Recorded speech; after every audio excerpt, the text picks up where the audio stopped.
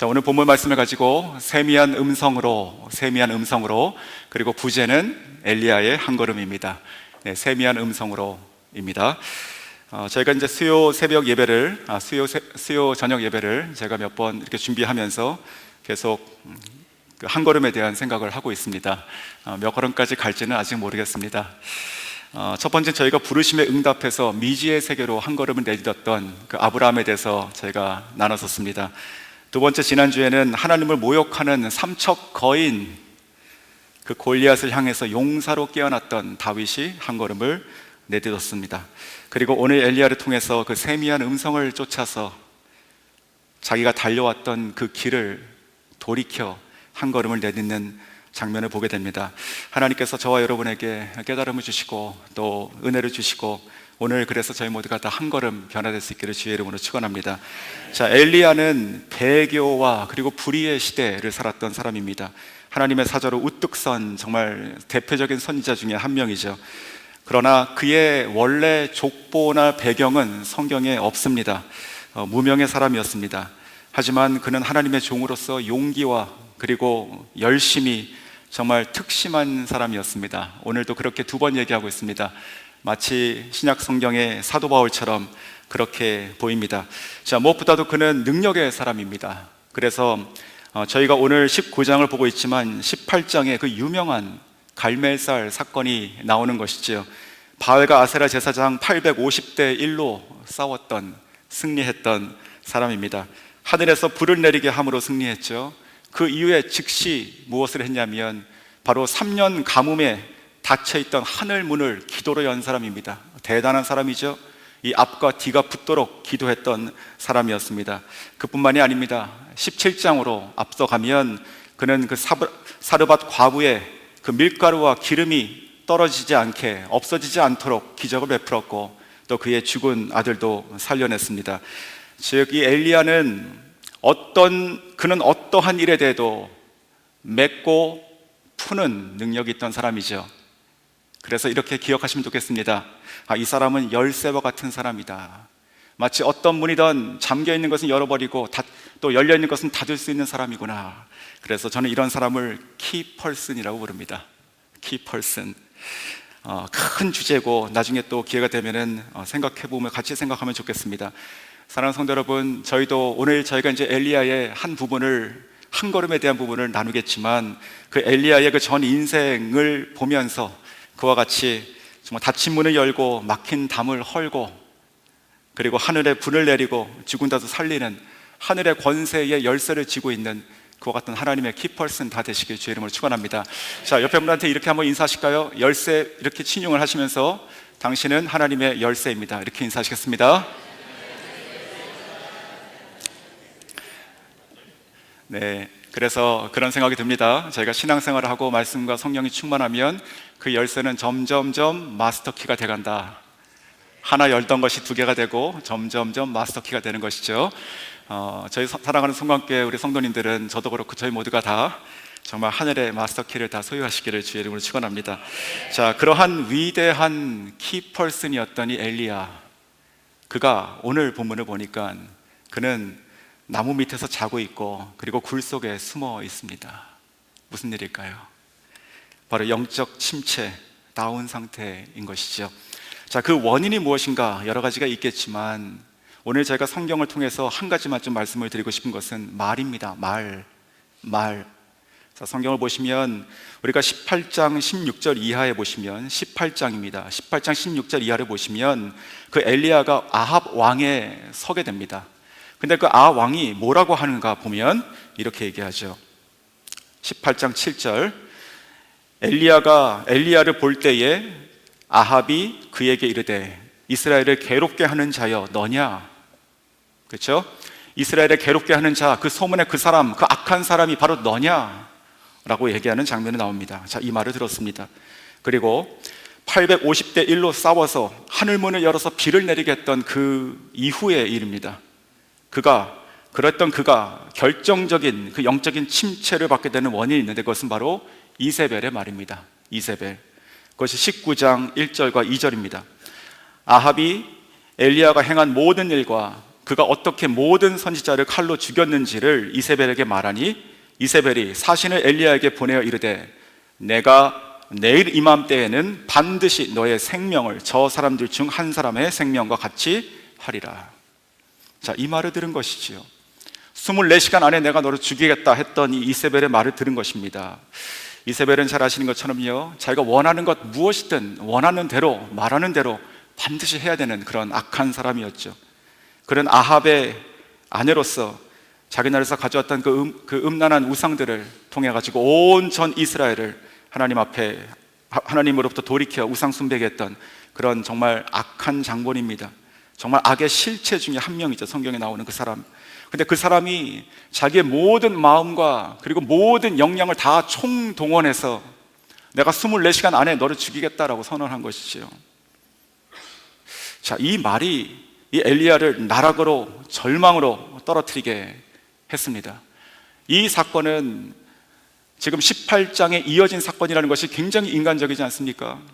850대 1, 그리고 기도하여 하늘문을 열어서 비를 내리게 했던 그 사람, 그 아합 옆에서 달리는 가마 옆에서 뛰어갔던 그 사람이 그 말을 듣고 바닥으로 추락하고 있습니다.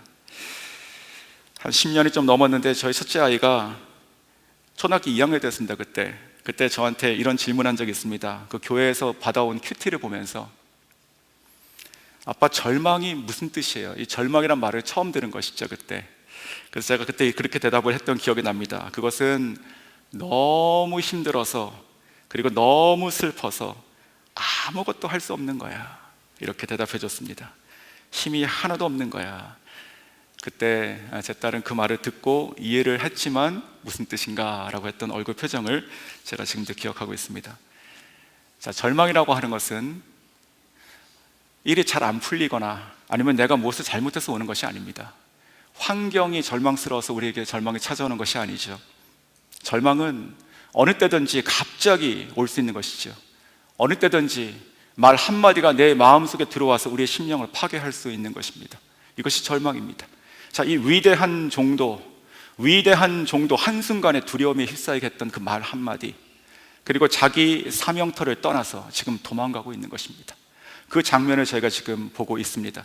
자, 이 엘리야는 갈멜살은 저쪽 그 갈릴리 호수 동편에 있는 해안에 있는 산입니다. 즉 북이스라엘 지역이죠. 그러나 오늘 성경을 보시면 그가 부엘세바까지 와서 그리고 계속 밑으로 내려갔다는 기록이 있습니다. 부엘세바는 남유다 지역입니다. 그러니까 아합 왕 손아귀에서 벗어났다 생각을 하게 되는 것이겠죠. 근데 그 부엘세바에서 또 광야로 하룻길을 더 도망가서 로뎀나무 아래 거하게 되는 것이죠. 거기에 그때 그는 영적인 그리고 육적인 탈진 상태에 빠지게 됩니다. 그러면서 하나님께 그렇게 기도하죠. 하나님, 차라리 나의 생명을 여기서 취하십시오. 나의 인생은, 나의 사명은 넉넉하게 다 됐습니다. 이렇게 얘기하고 있습니다. 사랑하는 성도 여러분, 혹시 그러한 때를 지금 지나고 계신 분이 계십니까? 지금 우리가 억지로 힘내서 교회에 와서 예배 드리고 있지만 정작 나의 마음은 그렇게 곤하고 정말 하나님께 그렇게 얘기하고 싶으신 계십니까? 정말 너무너무 지쳤습니다. 더 이상 감당할 능력도 없고 힘도 없고, 아니 감당하고 싶은 생각도 없는 그런 상태입니다. 정말 다 그만두고 싶습니다. 그런 분이 혹 계시다면 오늘 더욱더 하나님의 음성을 들으시기를 원합니다. 자, 하나님은 깊은 영적인 침체와 그리고 절망에 빠져있던 이 엘리야에게 천사를 보내십니다. 그리고 그를 깨워서 먹여주시죠. 잘 아시는 장면이죠. 그리고 또 자게 하십니다. 그리고 또 깨워서 먹이시고 하기를 반복하십니다. 그래서 나오는 것이 오늘 저희가 읽은 본문의 시작 7절부터가 되는 것입니다. 7절 제가 다시 한번 읽어드리면, 여호와의 천사가 또 다시 와서 어루만지며 이르되 일어나 먹으라, 너가 갈 길을 다 가지 못할까 하노라 하는지라. 자, 천사가 그를 어루만졌다라고 하는 것은 5절과 7절 두 번 나오게 됩니다. 그러니까 깨울 때마다 손으로 만지듯 그렇게 깨우고 있는 것을 보게 됩니다. 저는 이 표현을 보면서 지치고 고난 자를 긍휼히 보시는 하나님의 그 손길을 보게 됩니다. 어떤 성도님의 간증을 최근에 들었었는데, 한 10여 년 전에 처음 미국에 왔을 때 그렇게 힘들었다고 합니다. 그래서 투잡, 쓰리잡, 포잡까지 뛴 적이 있다고 하는데 결혼을 했고 아이가 있었습니다. 도대체 어떻게 이 가정을 꾸려나가야 될지 그렇게 지내던 중에 정말로 지친 마음으로 수요 예배에 왔다고 합니다. 근데 그때 다른 한 분께서 그 형제를 보고 마음속으로 깨달음이 있은 것이죠. 그 영적 상태를. 그리고 예배 끝나고 가서 이렇게 다가가서 말을 했다고 합니다. 뭐라고 얘기했을까요? 밥은 먹고 다닙니까? 밥은 먹고 다닙니까? 그러면서 손에 H마트 쿠폰을 쥐어주며 힘내라고 하고 돌려보냈다는 그런 간증을 들었습니다. 자, 오늘도 우리도 혹은 우리 가운데도 이러한 지금 엘리야 같은 그런 지치고 고난 자가 우리의 모습은 그렇게 보이지 않다 하더라도 혹 있을지 모르겠습니다. 하나님께서 천사를 보내주시죠. 그 천사는 바로 여러분이 될 수 있는 것입니다. 우리 가운데 그런 분이 계시다면 기도하고 사랑하는 마음으로 가서 어루만져 주시고 또 격려해 주시면 좋겠습니다. 자, 그런데 이 어루만짐 그리고 쉼 그리고 회복이라고 하는 이 개념, 자, 이것은 무엇을 위한 것일까요? 하나님께서 천사를 보내서 이 엘리야를 회복시키는 것은 다시 원래 있던 그 기운을 차리게 하는 것까지였을까요? 그렇지 않습니다. 오늘 성경을 보면 뭐라고 하죠? 7절에 너가 갈 길을 다 가지 못할까 하노라. 기운을 차리고 다시 일어나는 것이 아니라 가야 할 길이 아직 있다는 것을 얘기하고 있고 그 길을 다 갈 수 있도록 먹이시고 또 다시 회복하신다는 말씀입니다. 이와 같이 우리가 하나님께 바라고 얻는 그 위로의 양은, 그 수준은 그저 내가 원하는, 내가 살만한, 그리고 내가 앉아 있을 수 있고 걸을 수 있는 그 정도의 기력이 아니라 하나님께서 우리에게 주신 그 사명, 우리 인생에 주신 그 목적과 뜻, 그 기쁨, 그 영광을 우리가 매일매일 한 걸음씩 걸어가서 만수할 수 있도록 하시길 원하신다고 믿습니다. 엘리야도 기운을 차리고 그래서 다시 길을 걸어가게 되죠. 그러면서 그것도 40일을 걸어가게 됩니다. 8절, 이에 일어나 먹고 마시고 그 음식물의 힘을 의지하여 40주 40야를 가서 하나님의 산 호렙에 이르니라. 자, 음식물의 힘을 의지했다, 즉 먹고 힘을 냈다는 그 뜻입니다.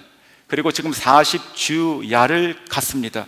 자, 육신의 회복이 주는 인간의 가장 최고치의 그런 기력이 이것이 아닐까 생각이 듭니다. 육신의 강건함으로 우리가 지속할 수 있는 헌신이 있습니다. 우리가 하나님을 사랑한다고 얘기할 수 있는 것이고 우리가 우리의 힘으로 갈 수 있는 그 걸음이 있습니다. 아니, 우리가 이어서 나갈 수 있는, 우리가 만들 수 있는 그 인생이라는 것이 있지요.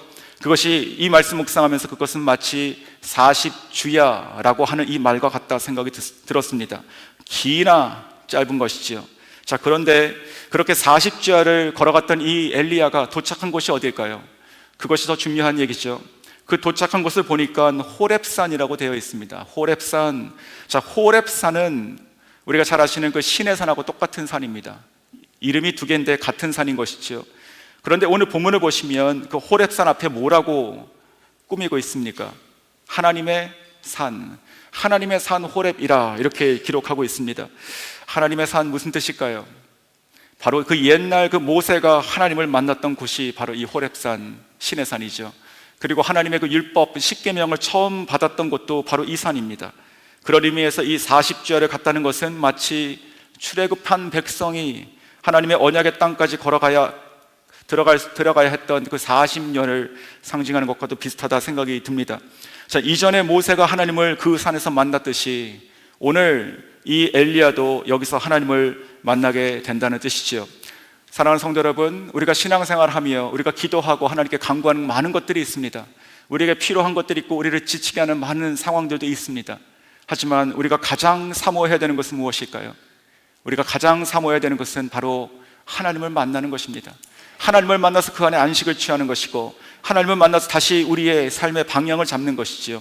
우리가 하나님에 대한 이야기들, 하나님께서 하신 소문들, 심지어는 하나님께서 보이신 그 능력들까지라면 얼마나 불행한 인생일까요? 그 하나님이 나와 아무런 관계가 없이 하나님은 하나님대로 일하시고 나는 나대로 있고 라고 하면 그것은 불행 중 불행일 것입니다. 살아계신 하나님을 만나는 것이 가장 중요한 것이고 오늘 이 자리도 그리고 매일매일 한 걸음씩 걸어가시는 저희들의 모두의 그 신앙생활이 하나님을 만나시고 동행하시는 삶 될 수 있기를 주의 이름으로 축원합니다. 자, 오늘 이 하나님께서 엘리야를 호렙산에 이르게 하신 것이지요. 그리고 성경이 지금 호렙산이라고 하나님의 산이라고 한 것처럼 그곳에서 지금 일이 벌어지는 것입니다. 말씀 묵상하면서 그런 바람을 좀 가져보게 되었습니다. 저희 교회도 언덕 위에 세워진 산과 같다 생각이 든다면 바로 이것이 하나님의 산 호렙과 같은 곳이 되어야 된다 생각이 들었습니다. 단순한 그 노뎀나무에 쉼만 있는 것이 아니라 달려와서 하나님을 만나고 다시 하나님께서 주시는 그 방향을 꺾어서 우리의 사명으로 가게 하는, 하나님을 만나는 곳, 하나님을 예배하는 곳, 나의 인생이 무너지고 하나님의 인생이 내 안에 다시 일어나는 곳, 그 영광스러운 그 장소, 그것이 바로 우리들의 교회가 될 수 있기를 소원합니다. 자, 여기까지 이른 여정을 또한 생각해 보면 그 길이 얼마나 험난했을까 생각이 듭니다. 3절에서 엘리야는 부엘세바라는 곳에서 출발했다고 말씀드렸는데, 그 부엘세바에서 광야로 출발해서 호렙산까지는 거리가 약 400km입니다. 250마일. 여기에서 뉴욕까지가 238마일인가 이렇게 나오고, 여기서 노스캐롤라이나 어느 지점까지 가야지 250마일이 나옵니다. 지금 이 엘리야는 40일 동안 그토록 먼 곳을 혼자 지금 간 것이죠. 저희가 잘 아시는 것처럼 이 남유다 지역에 있는 여러 도시들이 있습니다. 그 도시들 중심으로 번화되어 있는 것이죠. 길이 나 있습니다. 거기까지는 갈만합니다. 하지만 광야로 들어가서 계속 밑으로 내려간다면 그것은 사람이 사는 곳이 아니고 사람이 만든 길이 없는 것입니다. 그래서 점점점 그의 여정은 평탄해지고 점점 밝고 희망적이지 않게 되는 것이죠. 오히려 그의 여정은 점점점 험난해지고 점점 돌과 바위투성이인 그런 울퉁불퉁한 길을 걸어야 됐을 것입니다. 그런데 그것이 어쩌면 우리들의 믿음의 여정과도 비슷하다 생각이 들었습니다. 우리가 하나님을 믿고 살아가는데, 그리고 믿음으로 살기를 결단하고 매일매일 삶에도 불구하고 우리들이 걸어가는 우리들의 인생과 매일매일은 그렇게 평탄하지만은 않습니다. 어쩌면 저희들은 믿음 때문에, 아니 믿음대로 살기 위한 그 작정한 것 때문에 저희들은 더 척박한 그리고 더 힘든 고난 가운데 들어가게 되는 것이죠. 성경을 봐도 모든 사람들이 그렇게 만들어지게 됩니다. 한 걸음 걸은 사람들 지금 세 번째 보고 있는데, 처음에 봤던 그 아브라함은 어떻습니까? 그가 처음 내딛고 나서 그는 25년을 그렇게 거친 광야 같은 그런 길을 걷게 됩니다. 마지막에 모리아 산까지 올라가서 아들을 바치는 그 순간까지 그는 위대한 사람으로 만들어짐과 동시에 정말로 인간이 할 수 있는 모든 고생은 다 하게 됩니다. 그리고 자기가 가지고 있었던 그 연약한 모습들, 실수도 다 나타나게 됩니다. 죽을 고비도 맞게 되고 전쟁도 치르게 되죠. 요셉도 어떻습니까? 요셉도 지난주에 나눴죠. 별과 같은 꿈을 꿨던 사람입니다. 별과 같은 인생이 되겠다. 하지만 그의 인생은 점점 갈수록 어떻게 됐다고 말씀드렸죠? 흙과 같은 인생. 그리고 이 하늘에 있는 밝은 인생이 아니라 땅으로, 그리고 굴로 떨어지는 죄인의 인생이 되는 것을 보게 됩니다. 그리고 다윗도 마찬가지입니다. 다윗의 인생, 우리가 자녀들을 낳으면 다윗이라는 이름을 참 많이 선호하게 됩니다. 하지만 성경을 읽고 우리가 그 다윗의 인생을 알아가면 알아갈수록 정말 내 자식이 다윗처럼 살기는 원하지 않게 되는 것이 인간적인 부모의 마음이 아닐 수 없습니다. 그의 인생은요, 다윗은 정말 문자적으로 광야의 인생을 살아가게 되죠. 문자적으로, 우리가 의미적으로 하는 것이 아니라 정말 광야에서 살아가게 됩니다. 하지만 그러한 사람들을 통해 가지고 하나님께서는 하나님의 사람들을 만드시죠. 자, 오늘 이 엘리야도 마찬가지입니다. 엘리야도 지금 40주야를 결국 이룬 곳이 지금 바위투성인 곳입니다. 여기서 무엇이 있겠는가? 내가 무엇을 할 수 있겠는가? 라고 생각되는 곳이었을 것입니다. 하지만 사랑하는 성도 여러분, 그곳이 바위임에도 불구하고, 그것이 바위라 하더라도 성경이 그것을 하나님의 산이라고 말합니다. 우리의 인생이 아무리 험난하고 아무리 돌밭이고 아무리 바위투성이라 하더라도 하나님께서 함께 하신다고 말하시면 그것은 우리가 하나님의 산에 이르는 것이고 하나님과 동행하는 인생이 될 줄로 믿습니다. 그래서 우리 눈에 보이는 대로 우리가 불평하고 살아가는 것이 아니라 우리가 믿고 우리가 의지하고 우리가 아는 그분대로, 그분 안에서, 그분을 향해서 그분과 동행하고 살아가는 하나님의 산에 이르고 하나님의 산에 이르는 길에 서 계신 저 여러분 다 될 수 있기를 주님의 이름으로 축원합니다. 하지만 그곳에 이르렀던 이 엘리야도 아직 하나님을 만나지 못했습니다. 그래서 여전히 그는 인간적인 그런 연약한 모습을 보이게 됩니다. 그것이 9절입니다. 엘리야가 그곳 굴에 들어가 거기서 머물더니 여호와의 말씀이 그에게 임하여 이르시되 엘리야야 내가 어찌하여 여기 있느냐. 자, 지금 엘리야가 지금 어디 있습니까? 엘리야가 지금 굴 속에 굴 속에 숨어 들어가고 있는 것이죠. 물론 사막이다, 돌산이다 그러면 거기서 지낼 곳은 굴 속이겠다라고 생각할 수 있겠지만, 이것은 여전히 그의 심리가 지금 어떤 상태인지, 그의 영적인 침체가 아직도 여전히 있다는 것을 보여주고 있는 것입니다. 40주야를 달려서 여기까지 왔지만 그 마음속에는 여전히 혹 이세벨이 갑자기라도 당도하면 어떨 것인가, 내가 자는 중에라도 군사가 들이닥치지 않을까라고 하는 걱정과 불안이 있었다는 얘기가 되는 것입니다. 그래서 그는 굴 속에 들어간 것입니다.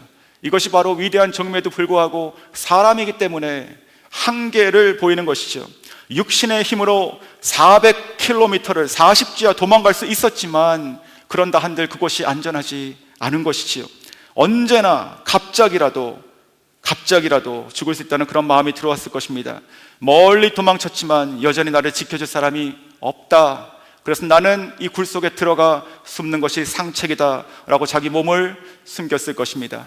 자, 그러한 상태에 있었던 이 엘리야를 향해서 하나님께서 뭐라고 말씀하실까요? 엘리야야, 내가 어찌하여 여기 있느냐, 이렇게 말씀하시죠. 다른 말로 바꿔보면 이런 뜻이죠. 너 지금 거기서 무엇을 하느냐? 왜 그 안에 들어가 있느냐? 나오라, 굴 속에서 나오라. 너 하나님의 사람은 나와서 내 앞에 서라 라고 말씀하시는 것이죠.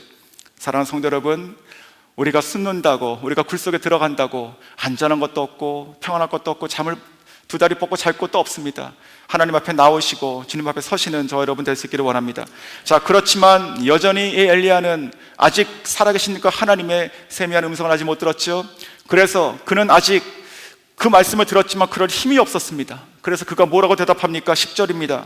그가 대답하되 내가 만군의 하나님 여호와께 열심히 유별하오니 이는 이스라엘 자손이 주의 언약을 버리고 주의 제단을 헐며 칼로 주의 선지자들을 죽였음이오며 오직 나만 남았거늘 그들이 내 생명을 찾아 빼앗으려 하나이다. 무슨 말이죠? 하나님, 저 정말 열심히 섬기지 않았습니까? 저 누구보다도 그렇게 하나님을 섬기고 사랑했습니다. 하지만 이 백성이 문제입니다. 이 백성이 다 주의 언약을 버리고 제단을 헐었고, 그리고 나 같은 지금 선지자들을 다 죽였으며 지금은 나밖에 안 남았고 나도 곧 죽을 것 같습니다. 자, 이렇게 40주야를 달려왔지만 그 마음속에 있었던 이 불안과 공포, 이 침체는 여전한 것이죠. 솔직한 마음입니다. 자, 그런데 그러했던 이 엘리야를 통해 엘리야에게 하나님께서 뭐라고 말씀하시는가 저희는 봐야 되죠. 자, 하나님께서는요, 그 엘리야의 말에 대해서 지적하지 않으시고 그를 그냥 굴에서 나오라고 말씀하십니다. 자, 11절, 여호와께서 이르시되 너는 나가서 여호와 앞에서 산에 서라. 굴에 들어가 있는 것이 아니라 나와서 내 앞에서 산에 서라 말씀하시죠. 아멘. 자, 굴에서 나와서 내 앞에 서라. 이제 내가 너를 만날 것이다. 얼마나 영광스러운 순간일까요? 하나님께서 엘리야를 정말 하나님 자신 앞에 서라고 말씀하신 것입니다. 저는 오늘도, 그리고 우리가 살아가는 매일매일이 하나님 앞에, 정말 하나님 앞에 서는 그런 영광스러운 저 여러분 다 될 수 있기를 원합니다. 하나님 앞에 서시면 그곳에 빛이 있고, 하나님 앞에 서시면 그곳에 힘과 능력이 있고, 그곳에 길이 있음을 저희가 믿습니다. 자, 그렇게 엘리야는 굴에서 나와서 산에 섰습니다. 그런데 여전히 그의 눈에 보이는 것은 여전히 바위투성이, 아무것도 없는 황량한 그저 들판밖에 안 보였을 것입니다. 여기서 뭐가 있단 말인가? 여기서 무슨 일이 벌어질 수 있단 말인가? 이렇게 생각이 들었겠죠. 바로 그때에 여호와께서 그의 앞에 지나가시기 시작하십니다. 자, 10절 후반부로 보시면 여호와께서 지나가시는데 여호와 앞에 크고 강한 바람이 산을 가르고 바위를 부수나 바람 가운데서 여호와께서 계시지 아니하며 바람 후에 지진이 있으나 지진 가운데도 여호와께서 계시지 아니하며. 자, 보십시오. 황량한 이 광야 돌산에서 지금 엘리야 앞에 펼쳐진 광경은 실로 초자연적인 현상이죠. 초자연적인 현상. 먼저 강한 바람이 일어나서 이 산을 다 가르고 바위를 부숴버립니다. 아마 엘리야는 이렇게 생각이 들었을 것입니다. 오호라, 정말로 하나님께서 계시구나, 여기 계시다라고 생각했을 것이에요. 근데 성경은 뭐라고 말씀하십니까? 거기에 계시지 않다, 아니하셨다. 그리고 나서 그 이어서 더 강력한 것이 일어납니다. 그것은 지진이었습니다. 그냥 바람이 아니라, 그냥 바위 깨는 것이 아니라 땅이 갈라지는 것이죠. 하나님께서 마치 그 갈라진 틈 사이로 걸어서 오실 것 같은 그런 마음이 들지 않겠습니까? 그때 엘리야는 그렇게 생각했을 것이에요. 이제 하나님이 정말 나타나시겠구나. 하지만 그 속에도 하나님께서는 그 지진 속에도 계시지 않으셨습니다. 그리고 나서 비로소 하나님께서 오시게 되는 일이 일어날 것 같았습니다. 그것이 바로 12절입니다. 뭡니까? 또 지진 후에 불이 있으나 자, 이 불 하면 이 엘리야에게는 뭐가 생각이 났을까요? 바로 며칠 전에 있었던 그 갈멜살의 사건이 생각이 나는 것이지요. 850년이 자해를 하더라도 아무 응답 없었던 그 하늘에서 제단을 쌓고 물을 갖다 부었는데도 하나님께 간구했을 때, 소리쳤을 때 하나님께서 불을 내리지 않으셨습니까? 그 불입니다. 그 불이 지금 나오는 것이에요. 그러니까 정말로 이 엘리야는 이제 이 불은 곧 하나님이시다 라고 생각했겠죠. 하지만 그 불 가운데서도 하나님은 계시지 않았습니다. 자, 이때쯤 되면 이제 인간인 이 엘리야는 자기가 생각할 수 있는, 기대할 수 있는 모든 것이 다 지나간 것입니다. 더 이상 더 크고 강력한 것은 그의 인생에 없는 것이지요. 아마 혼란스러웠을 것입니다. 산을 가르는 그 바위를 부수는 그 바람에도 안 계시고, 땅을 흔들고 땅을 갈라버리는 그 지진에도 안 계시고, 그리고 그 하늘에서 내리는 그 불에도 안 계시니 도대체 하나님은 어디 계시냐 말인가. 그때 하나님께서 비로소 나타나십니다. 12절 후반부, 불 후에 세미한 소리가 있는지라. 아멘. 세미한 소리, 나지막하고 고요한 소리, 그 음성이 하나님이시죠. 제가 말씀 준비하면서 비슷했던, 조금 유사했던 그런 저의 간증이 하나 떠올랐었습니다. 결혼하기 전에 청년이었을 때 캠퍼스에서 성경 공부를 인도하는 때가 있었습니다. 그때 저는 교회에서의 그 예배 시간 외에 그 금요일 7시 반부터 9시까지 1시간 반을 또 다른 저의 시간의 11조라 생각해서 완전히 떼어드렸습니다. 내가 이 시간에는 다른 것을 하지 않고 말씀을 준비하고 유학생들에게 성경을 가르치겠다. 근데 그때 토네이도가 일어났습니다. 그래서 그 뉴스에서 토네이도가 이 지역을, 그 메릴랜드 지역을 지나간다고 나왔었습니다. 하지만 저는 그때 성경 공부 준비를 다 했었습니다. 그래서 10부 정도 되는 것을 다 프린트를 하고 그 캠퍼스에 있는 교실로 가가지고 책상을 준비하고 기다리기 시작했습니다. 그리고 기도했습니다. 하나님, 오늘 날씨가 좋지 않지만 오늘 이 말씀이 필요한 자가 오늘 이곳에 와서 하나님 말씀을 듣고 세움을 얻고 갈 수 있기를 바랍니다 하고 기도했습니다. 그렇게 기도를 하면서 기다렸는데 한 명씩 전화가 오기 시작했습니다. 그 전화의 내용들은 오늘 가기 힘들다는 이야기였습니다. 그렇게 모든 사람이 전화가 오거나 아니면 제가 전화해서 확인이 되었습니다. 그때가 한 9시 조금 전이 되었습니다. 그리고 제 마음 가운데는 그 마음이 들었습니다. 그런데 너는 어떻게 할 것이냐? 너가 하나님께 떼어서 드리고 했던 그 시간이 아직 남아있지 않느냐? 그래서 그때 그 남은 시간은 제가 그 책상을 보며 기도했습니다. 하나님, 주로 오면 앉는 자리가 있었습니다. 그 친구들이. 하나님, 여기 있는 아무개, 여기 있는 아무개, 여기 있는 아무개 하면서 기도하기 시작했습니다. 다 기도를 마치고 9시가 넘고 나오게 됐습니다. 그때 바람이 정말 강하게 불었습니다. 그리고 그때 제 차가 그 사고 났던 그 차였는데 그 차가 조그만 차여서 이렇게 차가 좀 흔들렸습니다. 바람 불 때 제가 지금도 기억이 납니다. 껌껌하고 바람 불고 비도 몰아치고 차가 이렇게 약간 흔들흔들 거리면서 그 벽에 구멍 났던 제가 한번 나눴던 그 집 있죠, 아델파이. 그곳으로 운전하고 가는데 되게 무서웠습니다, 진짜로. 근데 도착하기 전에 하나님께서 저에게 평안을 주셨습니다. 그리고 저에게 이렇게 말씀하시는 것 같았습니다. 제가 듣는 것 같이 착각이 일으킬 정도로 그렇게 말씀하셨습니다. 지웅아, 내가 오늘 너의 예배를 받았다. 저는 그날을 잊을 수가 없습니다. 그리고 그 다음날 학교로 와 보니까 저희가 성경 공부했던 그 옆에 소방서 건물이 가건물이 있었습니다. 그쪽으로 토네이도가 지나가서 밤에 그 건물이 다 5채가 무너져 있었고, 그리고 이쪽에 있던 기숙사 3층, 4층에 유리창이 다 깨져 있었습니다. 학교 뉴스를 보니까 그날 학생 2명이 그 사고로 죽었습니다. 자, 사랑하는 성도 여러분, 우리가 신앙생활을 하면서 오늘 이 강한 바람, 그리고 지진 혹은 불과 같은 그러한 기적들을 우리가 바라기도 합니다. 초자연적인 하나님의 역사하심이죠. 너무나 중요합니다. 하지만 정말로 우리가 사모해야 되는 것은 세미한 음성이죠. 다윗이 광야에서 그렇게 고백하지 않습니까? 나의 영혼이 잠잠히 하나님만 바라리라. 이 말이 정말 우리의 고백이 되어야 되는 것이죠. 자, 다시 본문으로 돌아갈까요? 그 세미한 음성으로 하나님께서는 엘리야에게 무슨 말씀을 하셨을까요? 13절 이후에 나오는데 13절에 엘리야가 듣고 겉옷으로 얼굴을 가리고 나가 굴 어귀의 섬에 소리가 그에게 임하여 이르시되 엘리야야 내가 어찌하여 여기 있느냐. 그리고 15절을 보십시오. 여호와께서 그에게 이르시되 너는 내 길을 돌이켜 광야를 다시 통하여 다메섹에 가서 이르거든 하사엘에게 기름을 부어 아람의 왕이 되게 하고 너는 또 님시의 아들 예후에게 기름을 부어 이스라엘의 왕이 되게 하고 아벨므홀라 사밧의 아들 엘리사에게 기름을 부어 너를 대신하여 선지자가 되게 하라. 자, 핵심이 무엇이죠? 핵심은 사명이죠. 굴에서 나와서 왔던 그 길을 돌이켜서 그 걸음을 돌이켜서 다시 광야를 지나서 저곳으로 가서 나의 하는 말을 전하라. 사명의 길이 되는 것입니다. 로뎀나무 아래에서 자기 생명을 취해달라고 했던 이 엘리사를 먹이시고 회복하셔서 그리고 40주야를 걸어서 하나님의 산에 이르게 하시더니 이제 비로소 세미한 음성으로 그 사명의 길을 다시 걷게 하시는 것이죠. 그러면서 그 사명의 길을 걷게 하시면서 하나님께서는 또한 18절 이후에 말씀하시기를 바알에게 무릎을 꿇지 않은 7,000명을 내가 남겨두었다. 7,000명. 자, 얼마나 가슴이 뛰었을까요? 그렇게 엘리야는 그의 발걸음을 돌이키게 되는 것이죠. 그것이 바로 오늘 읽었던 마지막 19절입니다 19절 엘리야가 거기서 떠나 어딥니까?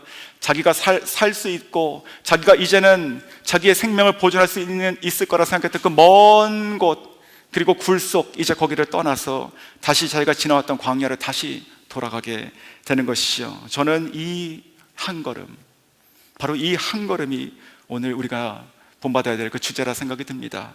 왜냐하면 이 엘리야가 그전에도 하나님을 몰랐습니까? 하나님에 대한 열심이 없었어요? 주님의 일을 하지 않은 사람이었습니까? 성령 체험도 했고요. 그리고 또 기적도 체험했습니다. 정말 성경에 나와 있는 위인 중에 위인 한 명이에요. 그러나 그 강력한 기적과 체험들조차도 그의 영혼을 지키지 못했다고요. 그를 지킨 것은 그러한 강력한 체험과 그런 기적들이 아니라 하나님께서 만나주시고 그에게 들려주신 나지막한 세미한 음성입니다. 그랬을 때 그가 지금까지 수만 걸음 걸어와서 지금 400km도 걸어오지 않았습니까? 수만 걸음은 그때까지 그에게는 무거운 짐이었습니다. 그렇게 걸어와도 숨어야 되는 그 무거운 짐이었어요. 하지만 하나님께서 만나시고 그 세미한 음성을 듣고 돌이킨 그 걸음은 다시 한 번에 그 광야를 통과하여 바로 다메섹까지 갈 수 있는 가벼운 걸음이었을 것입니다. 사랑하는 성도 여러분, 오늘도 우리는 한 걸음에 대한 이야기를 나눴죠. 혹시 오늘 요즘에 우리가 지치고 힘들고 고나다 생각되신 분이 있다면 그러면 다 스탑하시고 하나님께 돌아오셔야 됩니다. 하나님의 산에 오셔야 되고 하나님의 임재 가운데 머무셔야 되는 것이고, 그리고 다른 것 구하지 마시고 하나님의 은혜, 다시 하나님의 음성을 구하시고 그 음성을 쫓아서 한 걸음을 다시 돌이키셔야 될 줄 믿습니다.